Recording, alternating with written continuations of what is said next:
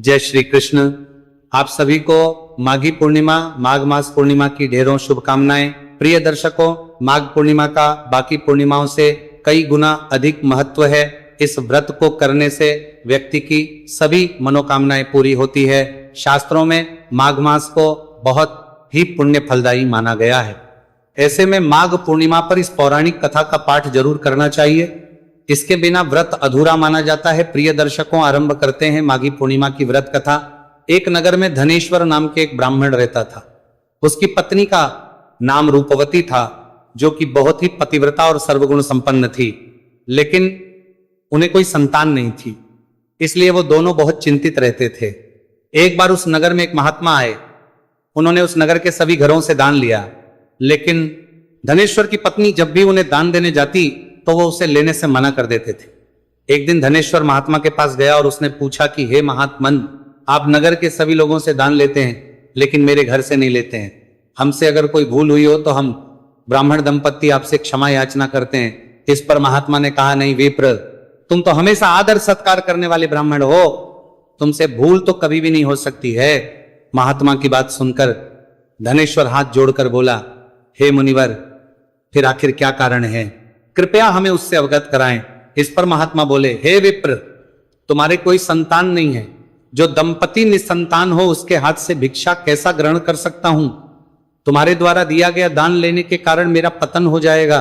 बस यही कारण है कि मैं तुम्हारे घर से दान स्वीकार नहीं करता। महात्मा के ऐसे बोल सुनकर धनेश्वर उनके चरणों में गिर पड़ा और विनती करते हुए बोला, हे महात्मन, संतान ना होना ही तो हम पति पत्नी के जीवन की सबसे बड़ी निराशा है। यदि संतान प्राप्ति का कोई उपाय हो तो बताने की कृपा करें मुनिवर।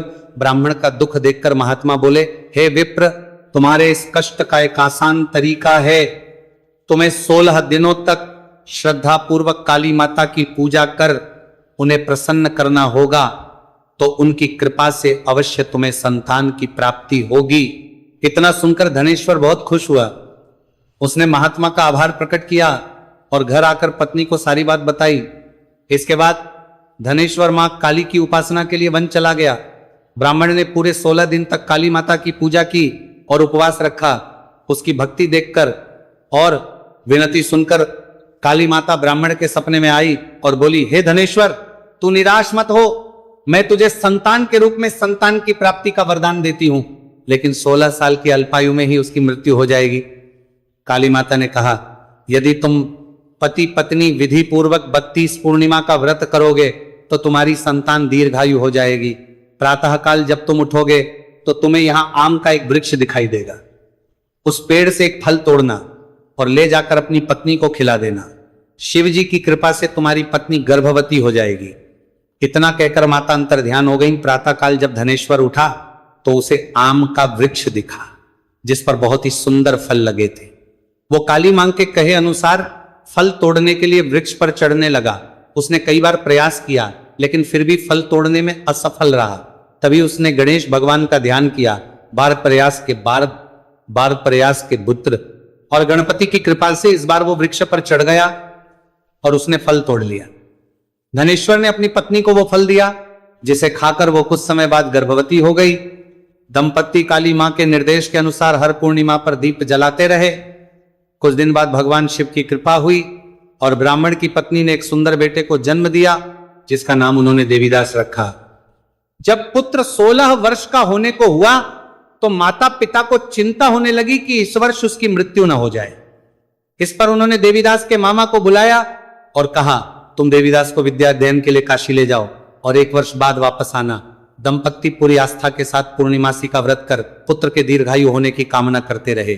काशी प्रस्थान के दौरान मामा भांजे एक गांव से गुजर रहे थे। वहां एक कन्या का विवाह हो रहा था। विवाह होने से पूर्व ही उसका वर अंधा हो गया। तभी वर के पिता ने देवीदास को देखा और मामा से कहा, तुम अपना भांजा कुछ समय के लिए हमारे पास दे दो, विवाह संपन्न हो जाए उसके बाद ले जाना। यह सुनकर मामा ने कहा, यदि मेरा भांजा ये विवाह करेगा तो कन्यादान में मिले धन आदि पर हमारा अधिकार होगा। वर के पिता ने मामा की बात स्वीकार कर ली और देवीदास के साथ कन्या का विवाह संपन्न करा दिया। इसके बाद देवीदास पत्नी के साथ भोजन करने बैठा, लेकिन उसने उस थाल को हाथ नहीं लगाया। यह देखकर पत्नी बोली, स्वामी, आप भोजन क्यों नहीं कर रहे? आपके चेहरे पर यह उदासी कैसी?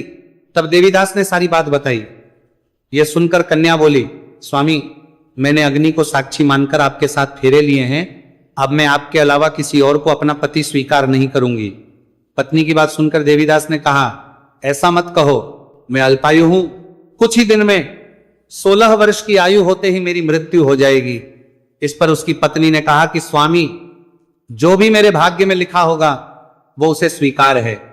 देवीदास ने उसे समझाने की बहुत कोशिश करी, लेकिन जब वो नहीं मानी तो देवीदास ने उसे एक अंगूठी दी और कहा, मैं काशी जा रहा हूं, लेकिन तुम मेरा हाल जानने के लिए एक पुष्प वाटिका तैयार करो। उसमें भांति भांति के पुष्प लगाओ और उन्हें जल से सींचती रहो। यदि वाटिका हरी भरी रहे, पुष्प खिले रहें, तो समझना कि मैं जीवित हूं, और जब यह वाटिका सूख जाए तो मान लेना कि मेरी मृत्यु हो चुकी है। इतना कहकर देवीदास काशी चला गया। अगले दिन सुबह जब कन्या ने दूसरे वर को देखा तो बोली, यह मेरा पति नहीं है, मेरा पति काशी पढ़ने गया है।